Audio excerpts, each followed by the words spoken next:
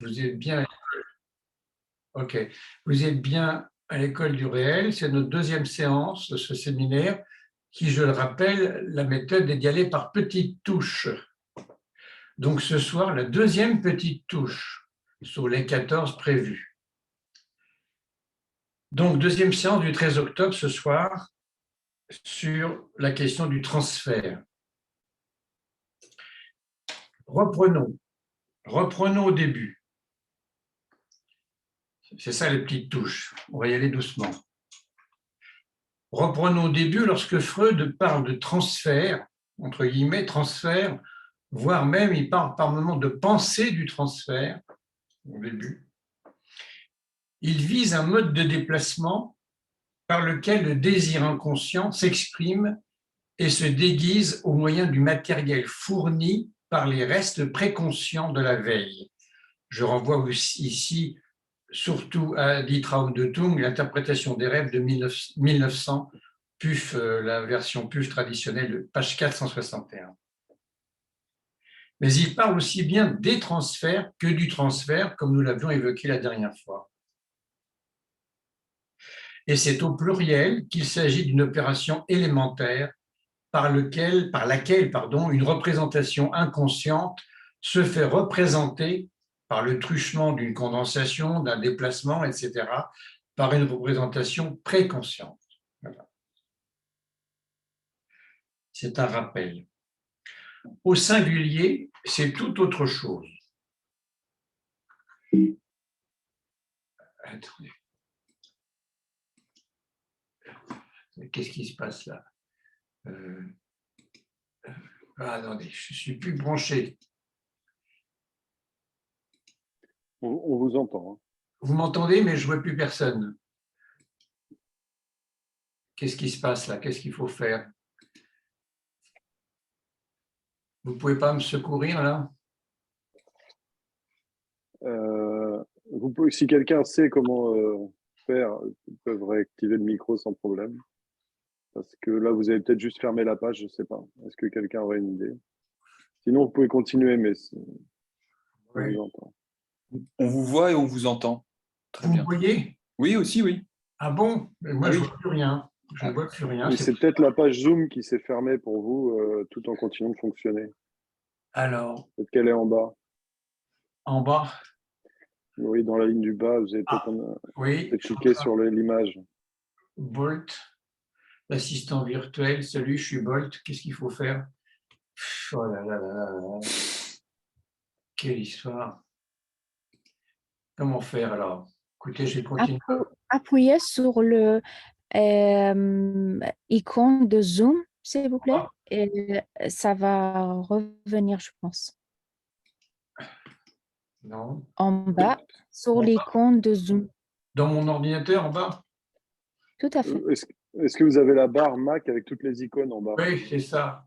Eh bien, il faut retrouver l'icône bleue avec Zoom. Mais ça Cliquez dessus. Mais ça ne fait Ça rien. fait rien. Oh là là là là là là là là là là là là. Comment rejoindre une réunion? Je ne peux pas rejoindre ma réunion. Sinon, vous êtes en réunion, vous continuez, et nous, on vous entend. Sinon, vous pouvez nous montrer votre écran. Ah bah non. Me montrer, vous montrez quoi? L'écran. Non, mais l'écran. Comment je fais? Je sais pas, vous avez... Forcément, puisqu'on vous entend, on vous voit.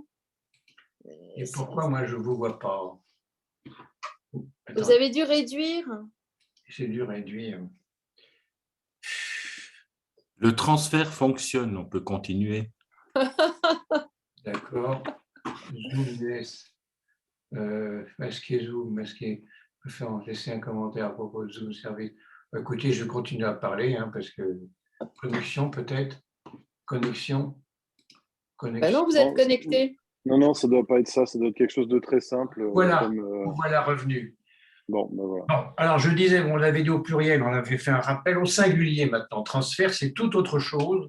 Cela vise le lien qui se tisse entre le patient et ce que Freud appelle le médecin, mais le médecin entre guillemets. C'est comme dit Freud, mais on traduit, nous, l'analyste. C'est néanmoins le même terme, au pluriel, au singulier. Übertragung. Pourquoi? À la fin de cet exposé, je dirai un petit mot sur Übertragung, sur le mot allemand. Alors pourquoi c'est le même terme? Parce que c'est le même mécanisme. Où est la différence? Au pluriel, chaque transfert utilise une représentation inconsciente quelconque. C'est ce que Freud appelle les restes diurnes.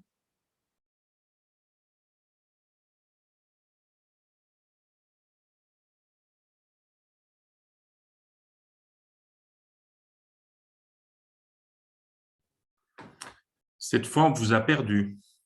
On a perdu Jean-Michel Louquin. Perdu l'image et le son. C'est incroyable cette histoire. Je pense qu'il a déconnecté complètement. Là, c'est certain. Il faut reconnecter.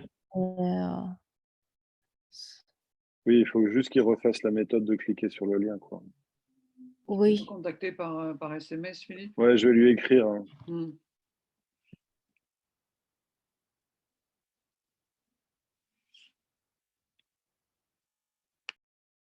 Voilà, il revient.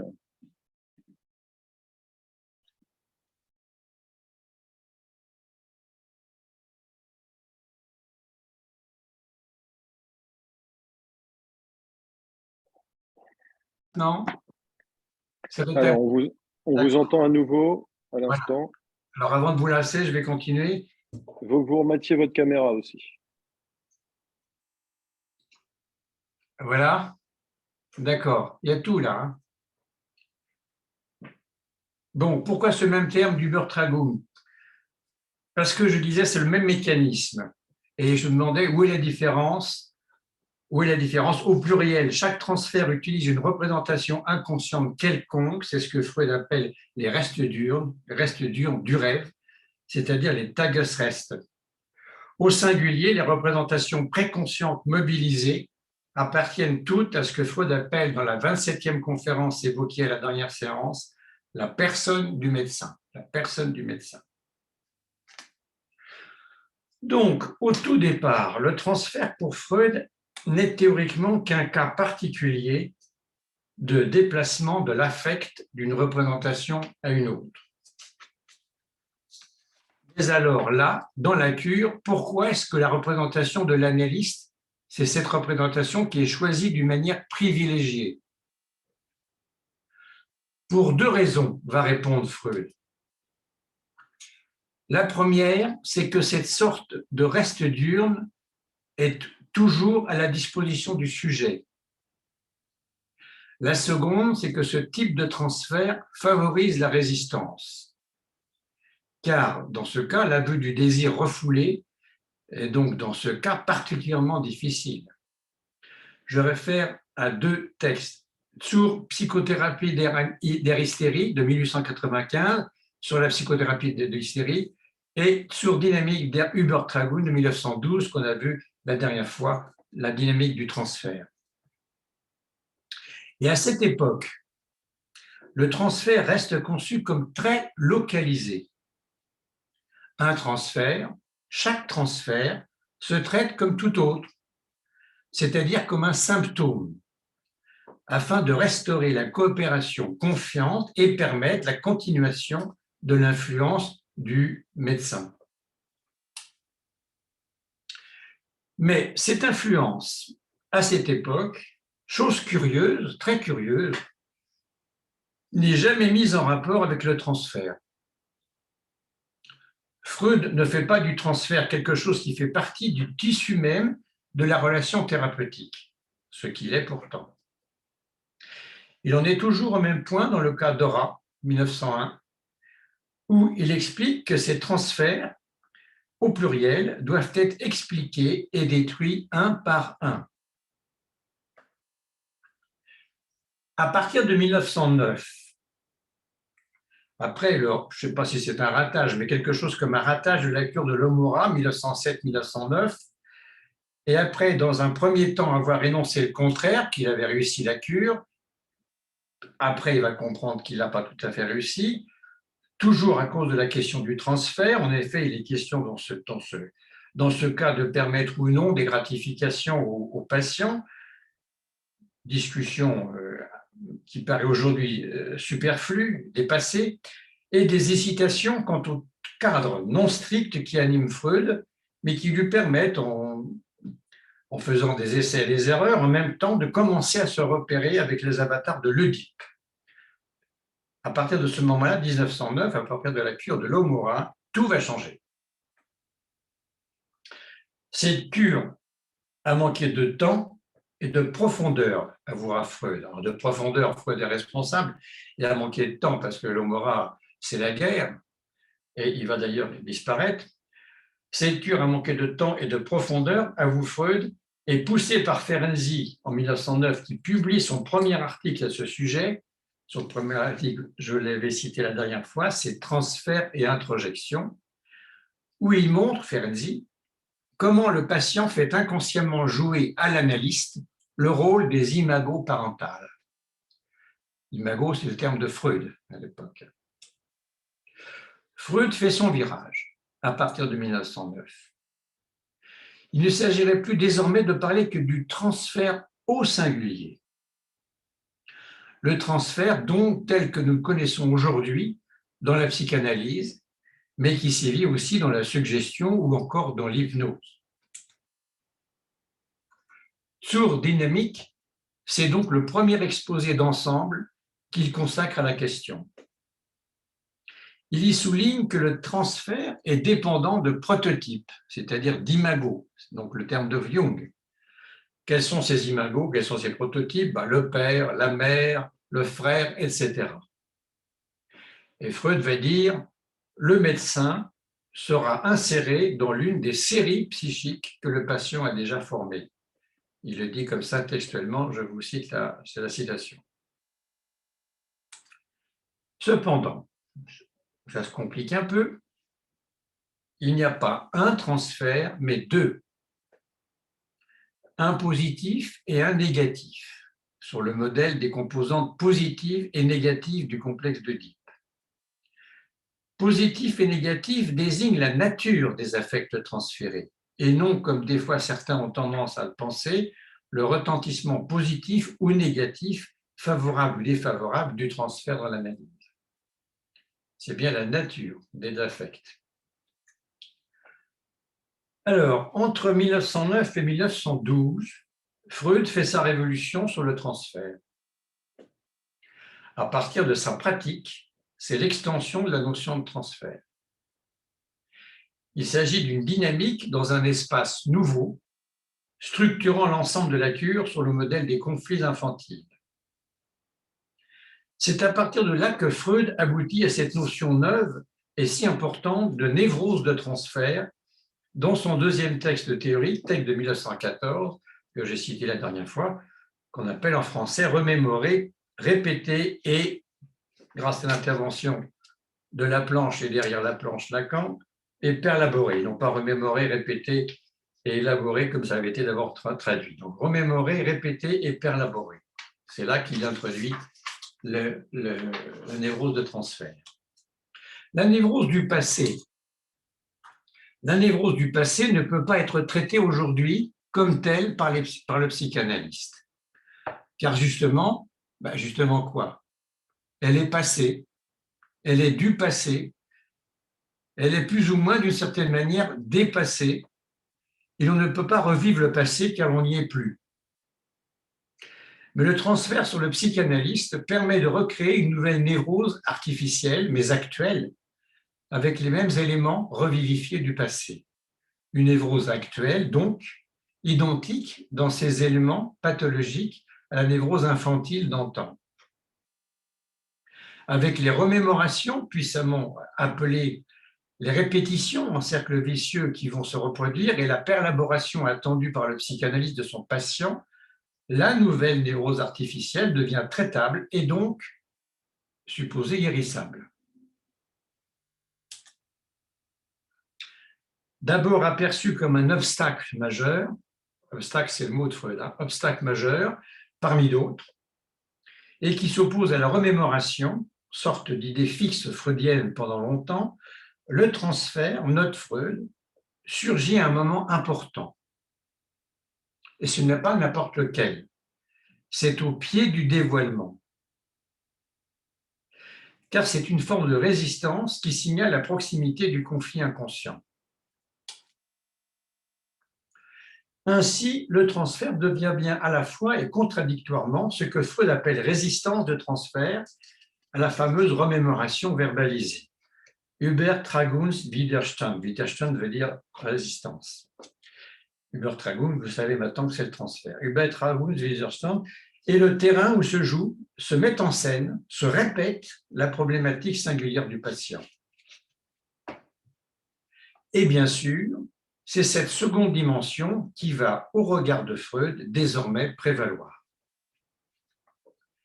À telle enseigne qu'en 1923, donc Psychoanalyse und Libido-Théorie, psychanalyse et théorie de la libido, Freud dira ceci: le transfert, aussi bien dans sa forme positive que négative, entre au service de la résistance. Mais entre les mains du médecin, il devient le plus puissant des instruments thérapeutiques et il joue un rôle qui peut à peine être surestimé dans la dynamique du processus de guérison. Alors Freud l'incorrigible, croit cependant toujours à l'idéal de la remémoration la plus complète possible. Malgré le développement de cette théorie du fantasme, et après avoir abandonné la théorie de la séduction, je vous rappelle, dès 1897, il abandonne cette théorie de la séduction pour le remplacer par une théorie du fantasme. Eh bien non, quand même, il croit toujours que la remémoration la plus complète serait possible. Il sait maintenant que le transfert n'est pas la résistance, mais ne va pas sans la résistance, mais ne va pas non plus sans le caractère si prégnant de la répétition dans le transfert. Dans Jensen's des Schlussprincip, au-delà du principe de plaisir de 1920, il dira, le malade ne peut plus se souvenir de tout ce qui est en lui refoulé, et peut-être précisément pas de l'essentiel. Il est plutôt obligé de répéter le refoulé comme expérience vécue dans le présent. Comme on le disait la dernière fois, quand on ne peut pas ou plus se remémorer, on répète en acte. C'est la névrose de transfert qui pousse à cela, mais Freud insiste sur la nécessité pour le psychanalyste de limiter le plus possible le domaine de cette névrose de transfert, de pousser le plus de contenu possible dans la voie de la remémoration et d'en abandonner le moins possible à la répétition. Freud poursuivra cet idéal jusqu'au bout. La plus complète remémoration, car, conclura-t-il tardivement, à défaut de celle-ci, il faut recourir au Konstruktionen in der Analyse, aux constructions dans l'analyse, aux constructions, terme qui sera introduit sous ce titre par son article de 1937. Afin de quoi? Afin de pallier d'une manière plausible les lacunes du passé. Si vous ne pouvez pas vous me remémorer, comme je vous connais beaucoup maintenant depuis quelques années ou quelques mois, je vais vous proposer ce que j'entends, ce que j'ai compris. Est-ce que c'est ça? Est-ce que c'est pas ça? Vous allez me dire si vous acceptez cette construction, reconstruction, voilà. Supposition, puisque voilà. Sur cette question du transfert, nous noterons encore ceci. Freud jamais ne valorisera pour elle-même la relation transférentielle, ni en vue de l'abréaction. L'abréaction, vous savez, ce terme, c'est le processus de décharge émotionnelle qui libère l'affect, qui est lié au souvenir d'un traumatisme, et en même temps, on annule les effets pathogènes. Ça, c'est développé par Freud et Joseph Breuer en 1893. Donc, ni en vue de l'abréaction, ni en vue de corriger une relation d'objet supposée erronée. Il ne joue pas sur ces pédales-là. Freud. Freud n'est pas un manipulateur du transfert, ou n'est pas un mauvais psychothérapeute, si on préfère. Je dis mauvais parce qu'il ne faut pas être méchant. Voilà, il ne manipule pas le transfert. Analyser le transfert, tâche de l'analyste, de la fin de l'analyse, ce n'est pas l'exploiter, dans tous les sens qu'on voudra y entendre dans le verbe français exploiter. Analyser, ce n'est pas exploiter. Exploiter, tout le monde le fait partout, dans toutes les thérapies, mais l'analyse ne doit pas être une exploitation du transfert. Ça doit être une interprétation, sans doute tardive dans la cure, mais ce n'est pas du tout une exploitation. Résumons-nous au point où nous en sommes. De 1900 à 1920, c'est-à-dire du cas Dora à l'au-delà du principe de plaisir, une idée forte s'est dégagée. Dans Dora, les transferts sont comparés à des réimpressions, c'est de l'imprimerie, des réimpressions sans pratiquement de déformation, eu égard aux fantasmes inconscients. Dans Jensen's des principes, donc au-delà du principe du plaisir, la reproduction dans le transfert, dit Freud, là je cite, la reproduction dans le transfert survient avec une fidélité non désirée. Elle a toujours pour contenu un fragment de la vie sexuelle infantile, donc du complexe d'Oedipe et de ses ramifications. Quelle est alors cette idée? Dans le transfert s'actualise l'essentiel du conflit infantile. C'est d'ailleurs dans ce texte, Jensen's, que Freud se sert de la répétition dans le transfert pour mettre au premier plan la notion de compulsion à répéter, de compulsion de répétition. Dans l'analyse sont répétées situations, émotions, etc., indiquant que le fantasme inconscient est bien indestructible. On verra si c'est vrai. Plus tard encore, en 1926, dans Hemmung, Symptômes und Angst, en français Inhibition, symptômes et angoisse, il reparlera à nouveau de la résistance de transfert. Il la rattachera, je cite, aux résistances du moi, qui s'oppose toujours à la fameuse remémoration. Le moi ne veut pas qu'on découvre le pot aux roses. Ce qui veut dire en clair que la résistance de transfert renouvelle dans l'ici et le maintenant, l'action du refoulement. Voilà. La résistance de transfert, l'action du refoulement. Ce qui n'empêchait pas Freud, en 1920, 3 ans plus tôt, dans Jensen's d'ailleurs, d'avoir fait de la compulsion de répétition la résistance du ça. La résistance du ça, résistance du moi, bon, tout y est passé. Mais pourquoi ne pas accepter ce que dit Freud? Résistance du ça, résistance du moi. Bon. Donc, la répétition est aussi, on le voit, chevillée au transfert et articulée à la résistance. C'est une notion fondamentale de la psychanalyse, en sa naissance freudienne. Mais il ne faudrait pas prendre cette question de la répétition dans le transfert, les expériences du passé, attitude envers les parents, etc., toujours comme l'actualisation de relations réellement ou vraiment vécues. Car ce qui est transféré serait plutôt à prendre comme la réalité psychique, la psychische réalité dont parle Freud lui-même. C'est-à-dire, pour parler simplement, le désir inconscient avec tous les fantasmes afférents qui s'y articulent. Par ailleurs, précisons in fine que le transfert, dans ses manifestations sur la personne du médecin, de l'analyste, n'est pas forgé de stricte répétition à la lettre, mais plutôt, on pourrait dire, d'équivalence symbolique de ce qui est transféré. Alors, presque pour finir, parce que j'ai 20 minutes, je ne sais pas où j'en suis, lorsque Lacan reprendra la question, et à partir du 5 novembre, on va entrer dans Lacan, si je puis dire. Alors, lorsque Lacan reprendra la question, cette embarrassante question en 1951, ce sera à partir de cette découverte freudienne, si difficile à accepter et si difficile à manier, le transfert, c'est l'amour. Übertragungsliebe. Mais comment faire alors avec cet amour? Et même, au fond, quel amour? Je m'arrêterai là pour ce soir, mais j'ai ajouté une petite note sur le terme de transfert qui n'est pas inintéressante. J'espère que vous allez la goûter également. Transfert, donc, c'est Übertragung en allemand, c'est-à-dire dans le texte freudien. C'est le terme que Freud choisit. Il choisit ce terme. Hein. Transference en anglais, transferencia en espagnol, translation ou tout simplement transfert en italien, transferencia en portugais et en brésilien. Übertragung maintenant. Über comme adverbe veut dire par-dessus, au-delà, d'un bout à l'autre.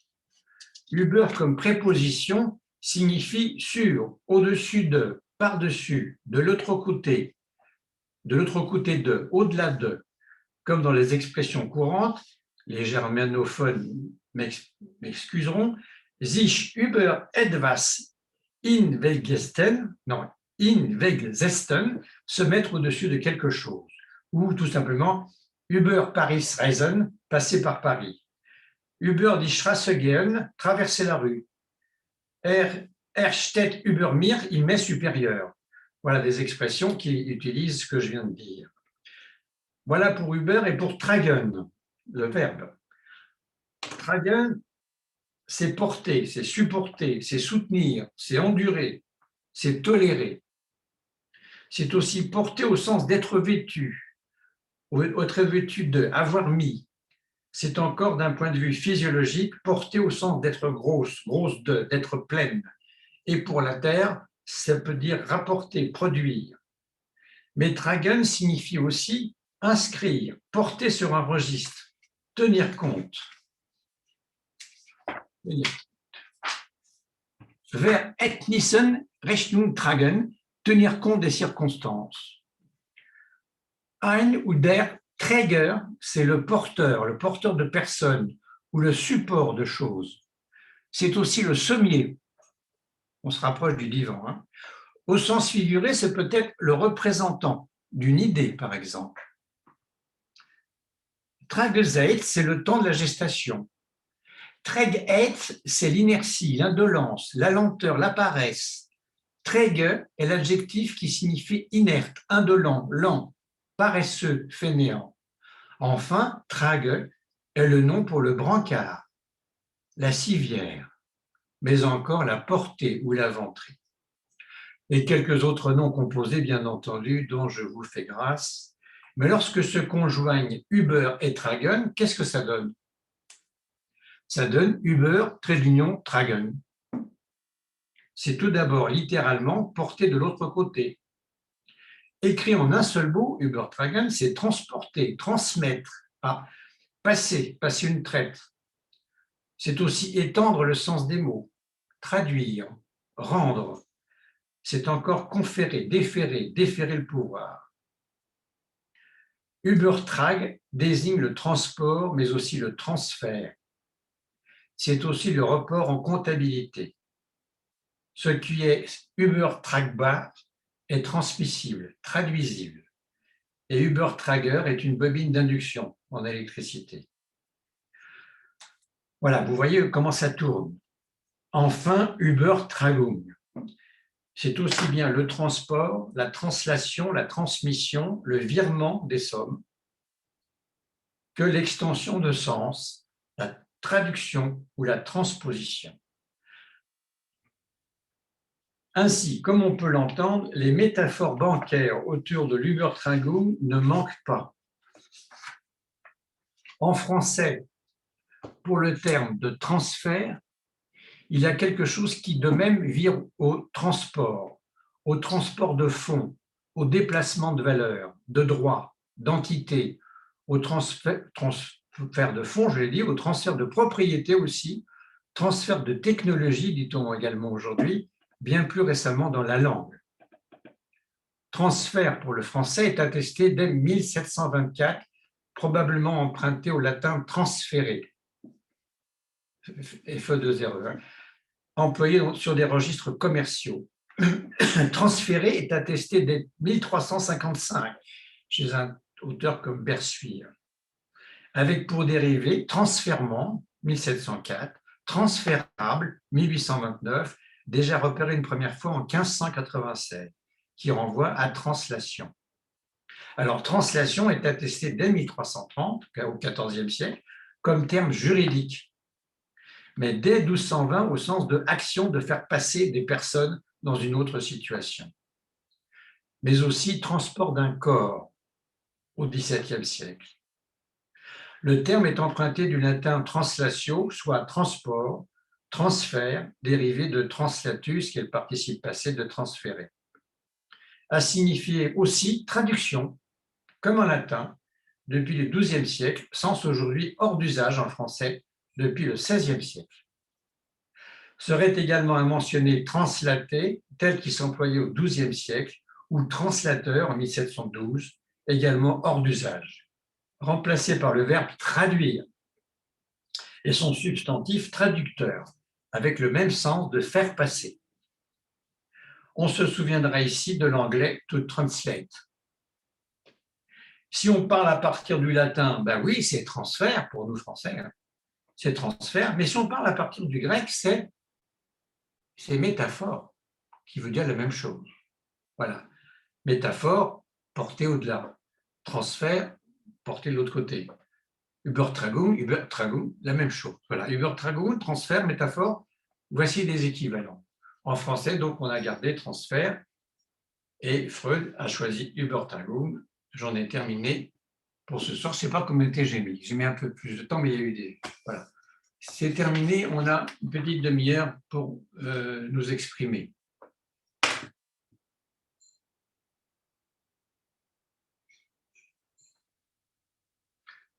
À vous la parole.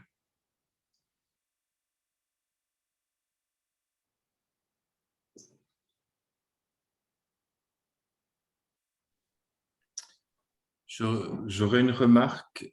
Oui. Je trouve vraiment important ce que vous avez souligné, que transférer, ce n'est pas tant la répétition de quelque chose de concret, mais vous avez cité, en citant Freud, je crois d'ailleurs, plutôt quelque chose de la réalité psychique, du sujet qu'on a en face de nous. Exactement. Ça me paraît vraiment important. Ensuite, j'avoue adorer les métaphores bancaires, comme Suisse, évidemment.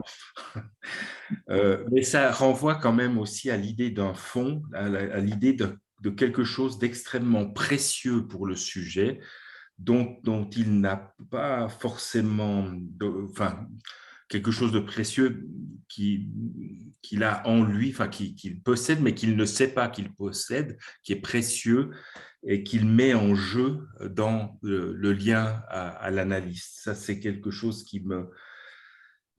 je retiens.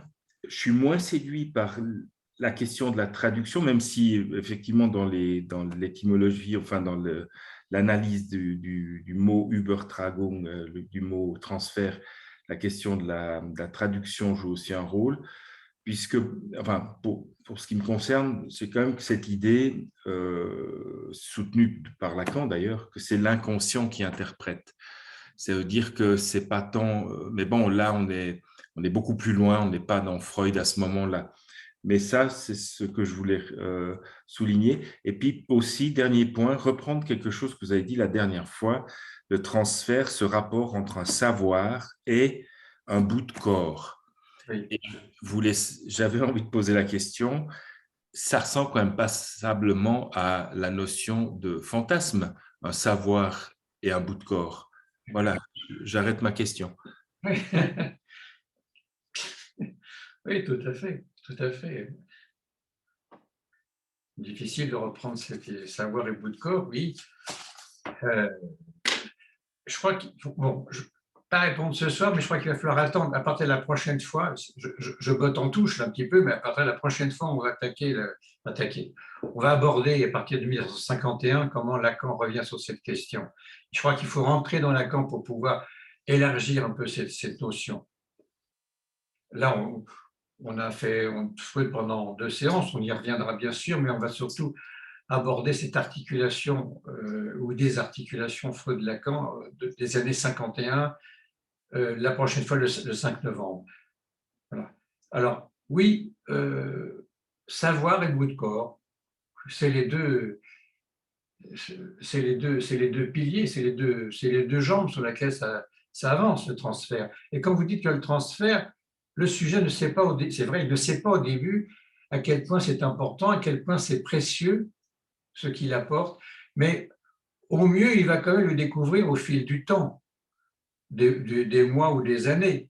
Il va le découvrir quand une analyse est dite réussie, il est censé l'avoir découvrir ce qui est précieux pour lui, qui est dans le transfert, qu'il ne savait pas du tout au début.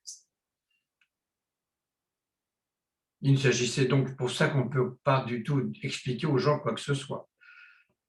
Ils ne vous croiraient pas, ils s'en iraient à grandes jambes, à grandes enjambées. Comme dit Lacan, si on leur disait, vous savez, l'analyse, une idée n'entrerait pas en analyse. Donc, il ne faut rien dire.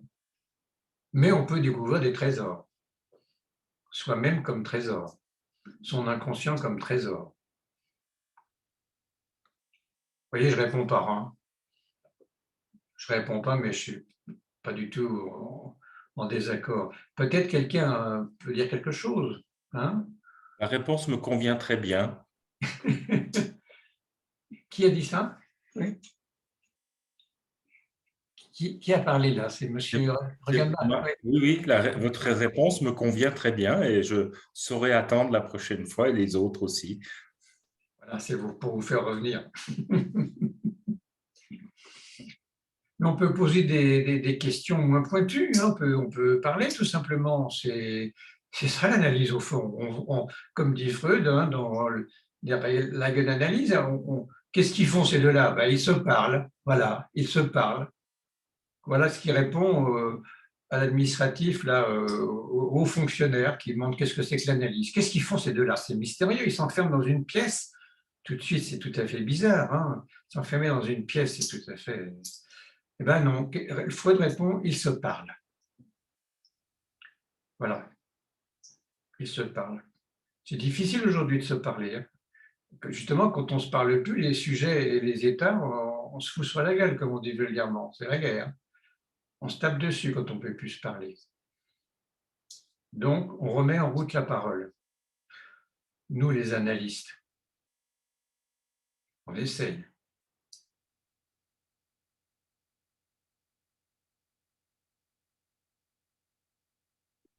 Alors, j'essaie de remettre en route la parole.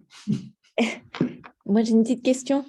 Par rapport à l'Homora, vous aviez transmis que Freud disait que cette cure avait manqué de temps et de profondeur, donc de temps en raison de la guerre, Oui. et de profondeur parce que moi, je n'ai plus le cas dans les détails en tête. Qu'est-ce que c'est au niveau du transfert qu'elle est un peu ratée? Je ne me souviens plus.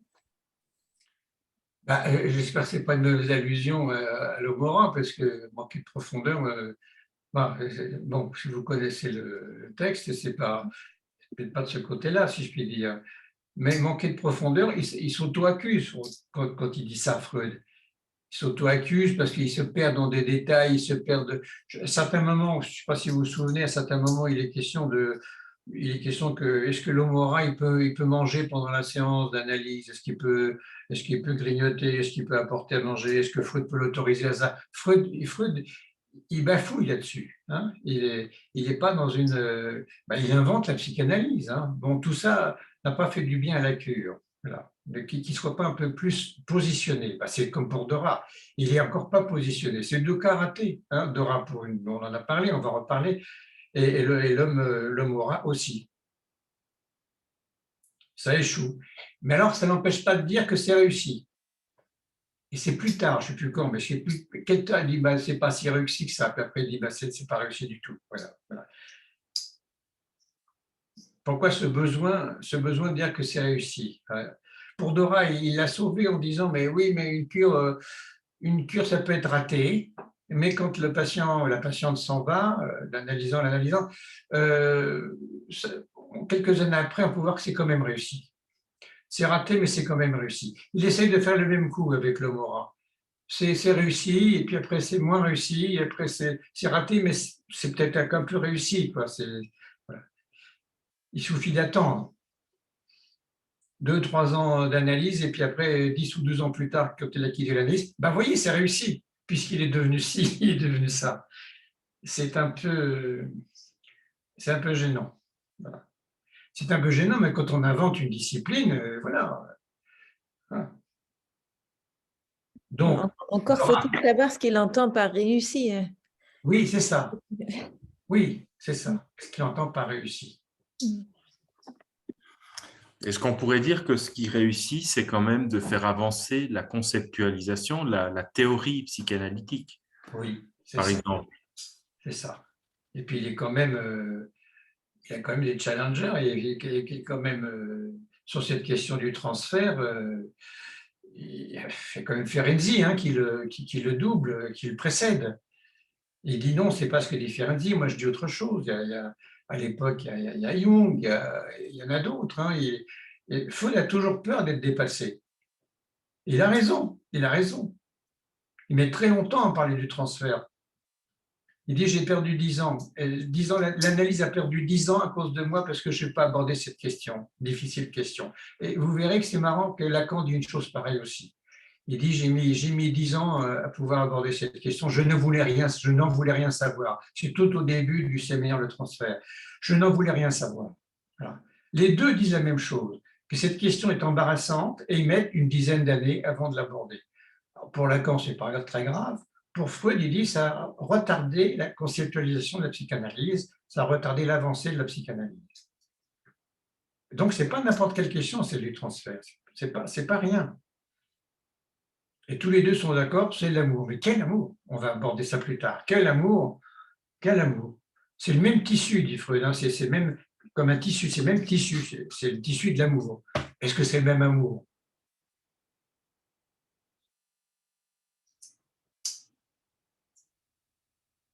Freud répond lui-même, ce n'est pas le même amour. C'est un amour de transfert. Il dit dans l'amour ordinaire, dans la vie, il faut qu'il y ait un concours de circonstances particuliers, des choses particulières de la personne, physique, spirituelle.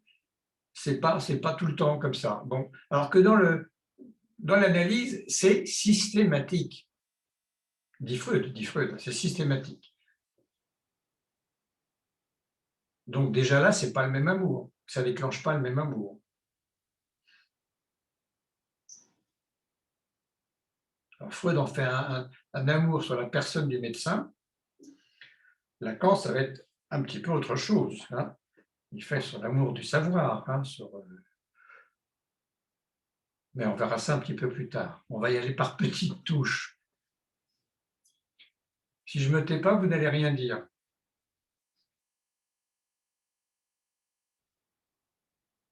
On a le droit de dire des bêtises, on a le droit de dire des choses et pas forcément extrêmement intelligentes, mais qui sont des questions pour soi, qui sont pas claires, qui nécessitent de parler, de reparler, de reparler, de reparler.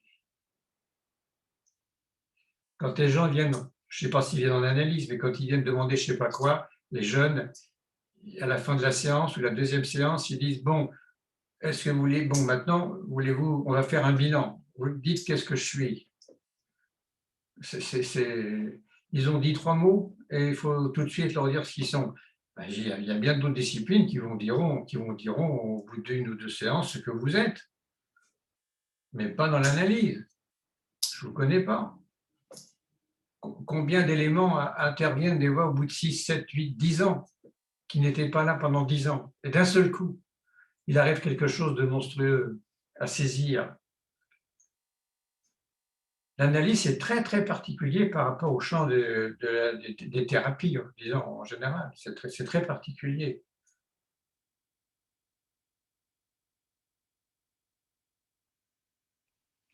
Vous avez dit, il me semble, se répète ce qui ne peut être remémoré. Oui. Oui. Ce qui ne peut pas être remémoré, le sujet ne s'aperçoit pas qu'il le répète. Et il le répète en acte, c'est-à-dire physiquement même. Et en même temps, la remémoration peut trouver sa limite. Ah oui, on ne peut pas tous remémorer. J'ai pris l'exemple du rêve aussi, où Freud admet qu'on ne peut pas.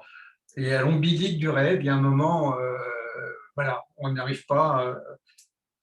Comme il y a l'ombilique du rêve, une espèce d'ombilique de la remémoration, il y a un moment où on ne sait plus, on ne sait pas. Voilà, ça se perd un peu dans le passé, et on ne se souvient plus. Et là, Freud est très embêté, c'est là qu'il invente les constructions.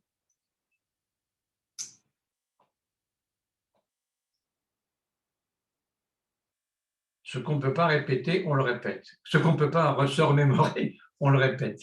Mais oui, mais oui. Mais on le répète en actes, ce sont des actings.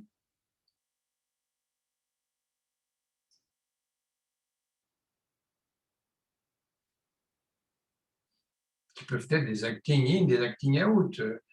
Pour les thérapeutes ici, l'homme aux cervelles fraîches, là, hein, ça vous dit quelque chose.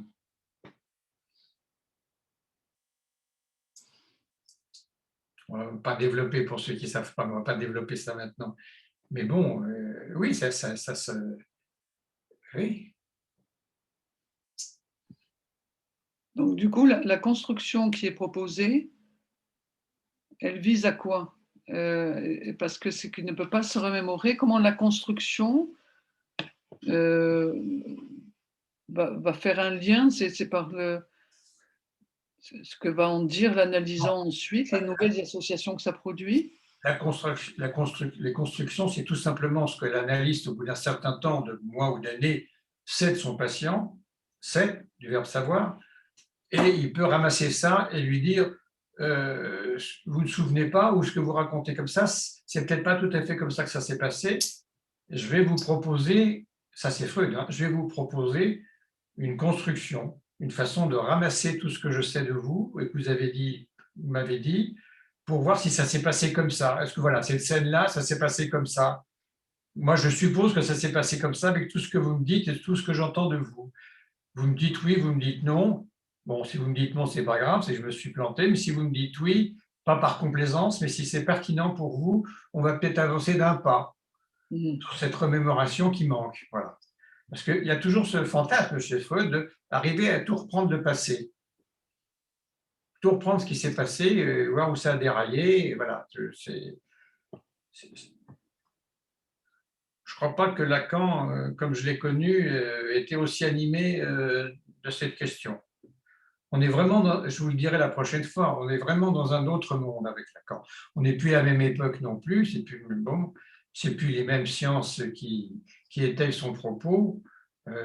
Freud, c'est quand même la machine à vapeur, l'électricité, donc la thermodynamie. Bon, Lacan, c'est autre chose, hein, c'est les mathématiques, c'est la topologie, c'est la linguistique structurale. Trubetskoy, Benveniste, etc., Saussure, on n'est plus tout à fait dans les mêmes coordonnées. Hein, voilà. Les coordonnées scientifiques, on peut dire quand même, hein, des sciences humaines, mais les coordonnées scientifiques. Donc, c'est deux mondes différents. Pardon, oui. Je pense que c'est important de rappeler que ça démarrait avec vous l'avez dit, le fantasme de Freud de construire, de proposer une construction, et que moi je relie à une volonté de donner du sens à tout, de vraiment rester englué dans la question du sens, ce dont Lacan se détachera massivement. Mais c'est vraiment important me semble-t-il en tout cas, de rappeler qu'il y a cette idée de départ, remémoration, bah, si vous n'y arrivez pas, bah, c'est pas grave, je vous propose une construction, mais en même temps, ça bloque l'analyse dans le fantasme du sens, de l'universel, de quelque chose de complet, alors qu'il n'y a pas de reste dans la construction. C'est ça le problème. Lacan va lutter contre cette histoire de sens, d'être noyé dans le sens. D'ailleurs, il va lutter au niveau de sa pratique, la façon de faire, la façon d'interrompre une séance, pour pas que le sujet noie sur le sens tout ce qu'il vient de découvrir, donc de l'imaginaire. Il va essayer de taper là-dessus pour lutter contre cette histoire du sens qui coule à flot. Il va arrêter ce flot par cette technique dont on parlera. Hein. Ouais. Parce que quand c'est noyé dans le sens, ça a du sens. Du sens, ça a plus soif. Ça peut... Oui. Voilà. Hein. Je trouve que cette idée de la construction, elle peut être prise dans deux directions tout à fait différentes. Une que tu as dite, il me semble, j'ai noté, combler les lacunes. Combler les lacunes, c'est déjà partir de l'idée qu'il y a des lacunes et qu'il faut les combler. Alors, la lacune, ce n'est pas le manque. Alors que la construction, mais c'est peut-être aussi un peu présent chez Freud, même si cette idée de combler les lacunes, c'est le contraire du manque, c'est de faire qu'il n'y ait pas de manque. Alors que dans l'idée de construction, on peut aussi entendre la dimension de l'invention, la dimension de la création à partir d'un trou, mais un trou qui ne soit pas considéré comme une lacune.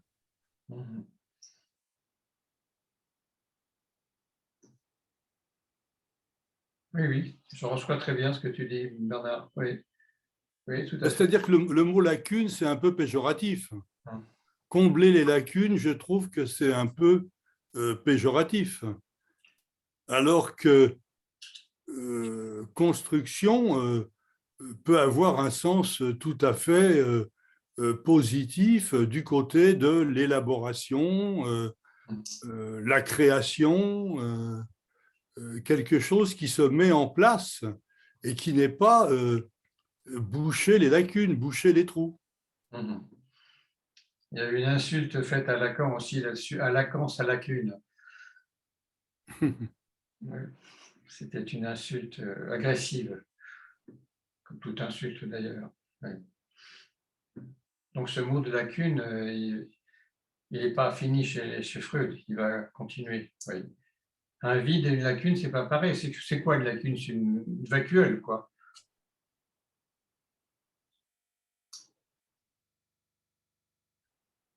C'est marrant comment, en vous parlant, je vois très bien la suite avec Lacan. On voit très bien sur quoi il a voulu centrer la psychanalyse, enfin refaire la psychanalyse, raviver la psychanalyse.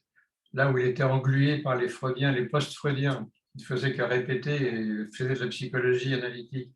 On voit comment Lacan, c'est formidable pour ceux qui ont compris son importance, parce qu'il a foutu un coup de pied là-dedans, voilà, tout en restant freudien. Voilà. Il restera freudien tout le temps. À Caracas, en 80, il dira « Moi, je suis freudien, à vous d'être lacanien ». Il reste freudien, mais c'est du Lacan. C'est quoi du Lacan? Ben, c'est Freud, mais dit autrement. D'une manière peut-être, on peut dire plus moderne, avec les sciences dont on a parlé tout à l'heure, plus modernes, linguistique, ethnologie, etc. Littérature aussi, hein. Les grands textes.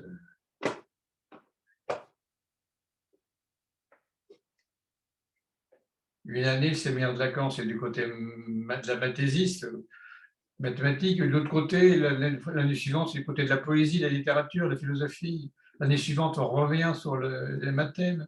Une année sur l'autre, c'est du côté des lettres, du côté de la science, au sens mathématique.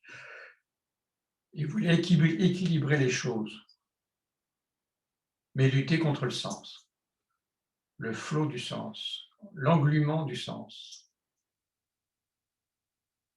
Arrêter la séance comme ça, la scansion, c'est arrêter le sens.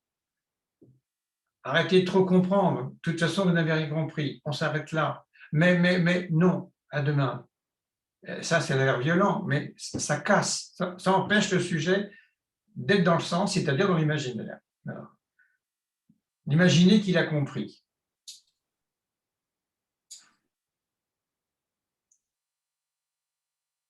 C'est très salutaire. Ça, c'est lacanien. Hein. C'est très salutaire, parce qu'on a toujours tendance à dire, ben voilà, j'ai tout compris. C'est comme le jeune de tout à l'heure. Dites-moi qui je suis au bout de la deuxième séance. Dites-moi qui je suis. Faites un bilan. Faites-moi un bilan. On fait un bilan. Qu'est-ce que vous avez compris de moi? Qui je suis? Dites-moi. C'est un piège. C'est difficile de sortir de ce piège, des fois, avec des enfants, des jeunes gens de 20 ans. C'est difficile. Dans la vie moderne d'aujourd'hui, avec les SMS, c'est difficile. Ils croient que vous fichez de leur figure. Hein. Avec celle que vous avez, c'est-à-dire la mienne, il vous prend pour un vieux con. Et c'est dommage qu'il s'en aille tout de suite, parce qu'il faut du temps dans l'analyse. Le temps, aujourd'hui, ça n'existe plus. Ça n'existe plus. Ça n'existe plus pour ça. Ça existe pour les jeux vidéo pendant des heures, ça existe, mais ça n'existe plus pour s'interroger sur ce diamant des transferts qui est en soi. Et qui, là, va dire quelque chose de soi. Ce n'est pas l'analyse qui va dire, c'est ce que le sujet va découvrir. Voilà. Ce qui était employé comme Freud, comme image, c'était l'explorateur. C'était le conquistador aussi, mais c'était l'explorateur. Il n'y a plus d'explorateurs aujourd'hui. Dites-moi qui je suis. Oh là là, mais c'est partout. Dans tous les médias, on va vous dire ce que vous êtes. Tous les journaux vont vous dire ce que vous êtes. Tous vos professeurs.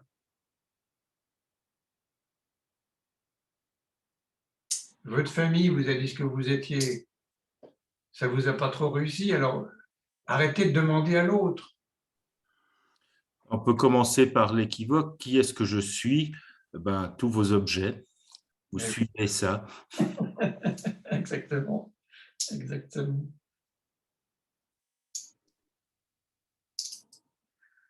Bon, une ou deux questions ou deux remarques.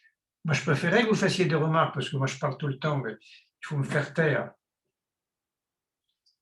Moi, j'avais une petite question sur le sens. Enfin, je restais dans la question sur le sens.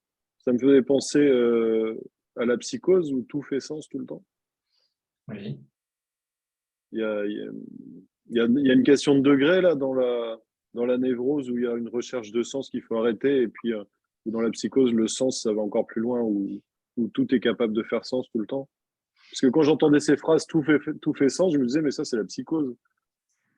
Oui, mais ce n'est pas que la psychose. La psychose, c'est d'une certaine manière que ça fait sens, ça fait un sens quand même paranoïsant. Mais la névrose, ce n'est pas toujours paranoïsant. J'ai la maîtrise du monde parce que je sais ce que c'est que le monde. On ne me la refait pas. Le sens dans ce sens-là, quoi. Le sens dans ce sens-là, oui. Le sens dans le sens névrotique et pas dans le sens paranoïaque. Oui. Oui, parce que dans le sens paranoïaque, c'est un sens qui est toujours par rapport à soi-même.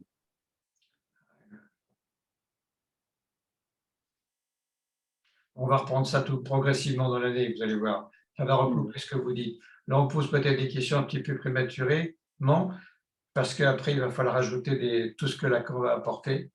Et j'espère être assez simple et clair, mais exact, pour vous parler de Lacan, comment ça lui est venu et revenu, de 1951 jusqu'au bout, quoi.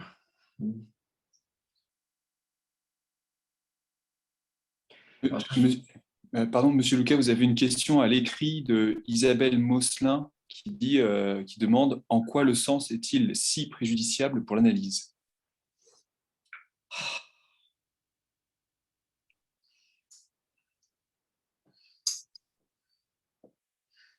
Parce que j'allais y répondre, il s'agit d'autre chose. Le sens fait écran à ce dont il s'agit.